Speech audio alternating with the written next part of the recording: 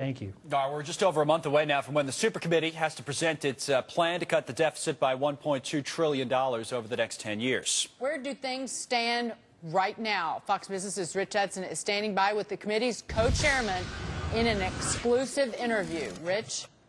Good morning, Daggett and Connell. We are here with the co-chairman of the Deficit Reduction Committee, Congressman Jeb Hensarling. Thanks so much for joining us this morning. Thanks for having me. When you look at where we're supposed to go here, if you don't accomplish your goal, $600 billion in cuts to defense, $600 billion in cuts to domestic spending, will those two triggers hit? Well, I certainly hope not. I think everybody who is participating in the Joint Select Committee on Deficit Reduction is committed to trying to at least achieve this statutory goal. This so-called sequester works as a bit of a club in a closet to make sure that everyone's highly motivated to do this. Listen, I could find $1.5 trillion of deficit reduction in my sleep. Doing it on a bipartisan negotiated basis, frankly, is challenging, and this sequester helps keep people focused on the fact that this is important. It's also important for our markets. I do not believe the Joint Select Committee on Deficit Reduction in and of itself is the solution to our debt crisis. But I do think it is important in these very turbulent economic times that we show the American people and the markets that we have a functional government and can at least take a few steps down the road of fiscal sustainability. So how are we? How confident are you that we will, in fact, find a way on your commission to cut $1.5 trillion? I continue to have high hopes and tempered expectations, but I think there is a seriousness around the table. I think people are willing to negotiate in good faith.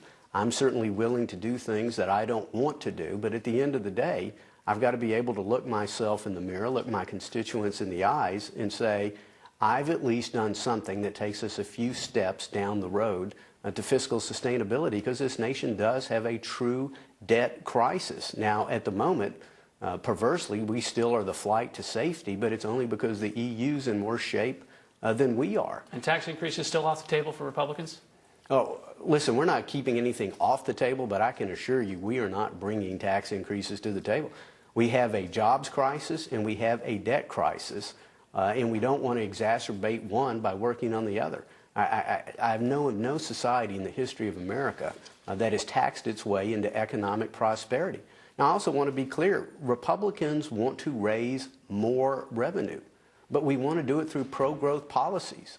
We have legislation that would make the tax code fairer, flatter, simpler, more competitive, and I still have some hopes that within the Joint Select Committee on Deficit Reduction, we might be able to take up at least business entity tax reform, since you well know that our highest bracket is the highest of the industrialized world. We used to be second to Japan, but Japan wised up and they changed theirs. That would create pro-growth revenues, help the economy. I hope it is something that both Democrats and Republicans can end up supporting. Do you think on this committee that in the next 5 weeks you can overhaul the corporate tax code, you can get rid of some deductions, you can raise more revenue through it, but still maintain the Republican promise not to raise taxes, and do that by November 23rd? Is that possible? Well, we have hope again. It's a tight deadline. There's no doubt about it. You can do a down payment, though, correct? Well, certainly.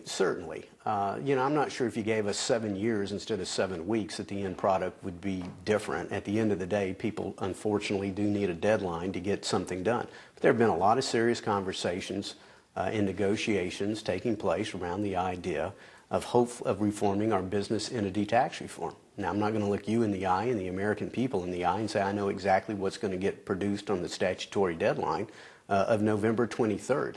Do I believe there's time to get a lot of this done on the business entity tax side? I would say yes. I remain cautiously optimistic that maybe that could get done. But again, until the back is up against the deadline, it's hard to know exactly what this will produce, but it is critical. It is critical. And again, I want to say we want to raise revenues. We just want to raise them, we Republicans, through pro-growth policies. Congressman Jeb Hensarling, thanks so much for joining us here live on Fox Business. We're going to continue our conversation, Daggett and Connell, record it, put it on the internet, so it'll be available now. But for now, we'll go back to you. Good interview, Rich. Thank you very much. High hopes, tempered expectations. There you go, Jeb Hensarling.